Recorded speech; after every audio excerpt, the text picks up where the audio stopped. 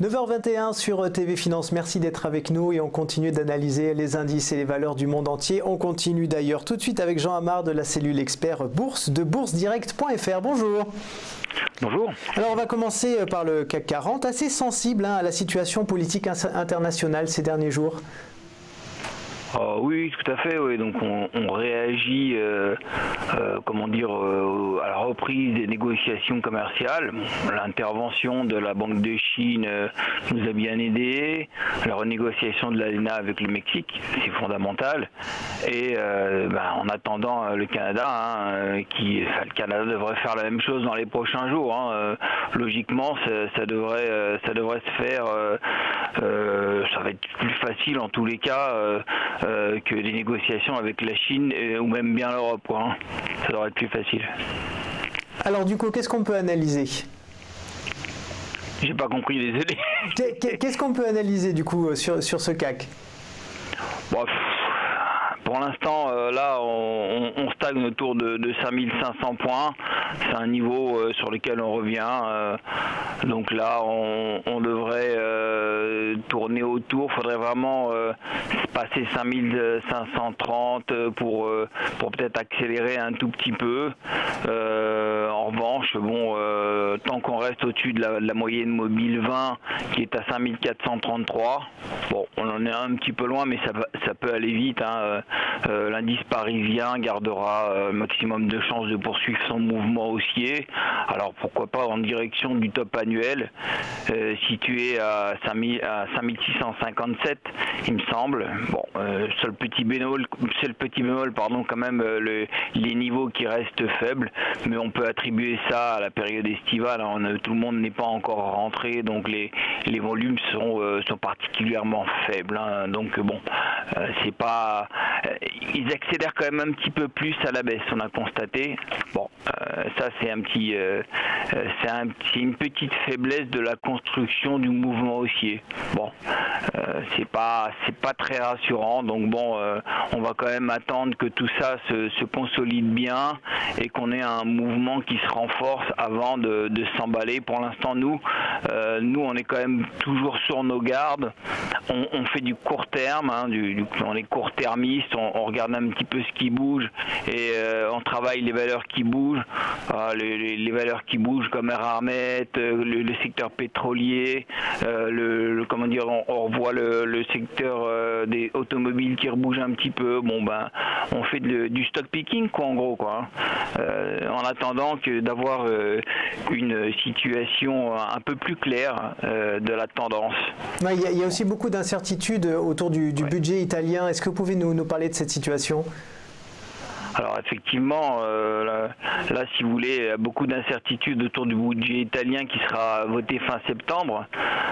C'est vraiment de nature à faire déraper, c'est de nature à faire déraper le déficit et et à entraîner des tensions parce que on a bien vu le 10 ans qui est repassé hier à un niveau qu'on n'avait pas vu depuis mai dernier. Donc attention quand même. Là, si vous voulez, ce sera à surveiller de près quand même parce que c'est vraiment systémique pour nous. En Europe, on est quand même fragilisé avec cette situation. Là, il y a toujours les tensions en Turquie, bien sûr, qu'on surveillera de près. Pour l'instant, c'est un petit peu en sommeil et et tout ça peut entraîner aussi une faiblesse, une consolidation des marchés émergents. Donc ça entraîne la baisse des valeurs des matières premières, etc. Ça, c'est pas terminé, ça, si vous voulez. Tout un foyer de tension qui pourrait revenir très vite sur le devant de la scène. Là, si vous voulez, on est un petit peu on est content que l'ALENA, c'est bien, c'est des phases de négociation qui sont très importantes pour Donald Trump et sa réaction mi-mandat, si vous voulez. Et donc il était vraiment pressé de faire tout ça et il l'a fait. Il a influencé, si vous voulez, tout ça pour que ça soit fait rapidement. Donc ça a marché. Il est très fort pour ça.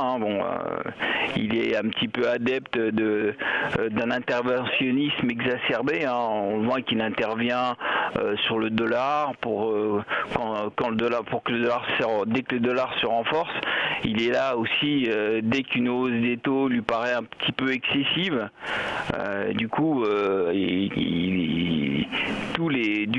tous ces processus qui seraient un petit peu négatifs pour l'économie américaine, les actions américaines ont moins d'impact. C'est quand même le premier président américain qui regarde le Standard & Poor's et le Dow Jones comme indicateur de sa performance politique. Attention. Alors, justement, tiens, on va peut-être passer à l'euro-dollar pour voir ce qui se passe. Difficile de prévoir l'avenir sur l'euro-dollar. C'est difficile de lire dans les lignes là. Oui, c'est vrai. Il monte un peu, il rebaisse un peu. C'est vraiment difficile de prévoir l'avenir parce que, si vous voulez, il est dépendant de toutes ces tensions commerciales et du risque lié surtout aussi à l'Italie. Faut pas l'oublier. Là, on a eu un rebond depuis le 15 août. On constate à court terme quelques tensions de survente. Bon, d'un point de vue graphique, l'euro a entamé son pullback sur 1,13. La prochaine résistance, on s'y est frotté hier, un 17,40, un 17,50. Je crois qu'au-delà, on a la capacité d'aller chercher la zone 1,18, 1,18,40. C'est probable. Attention, ce scénario serait invalidé sous 1,15,30. Dans le fond, si vous voulez, la structure a toujours un biais baissier sous un 18,85, un 17,70.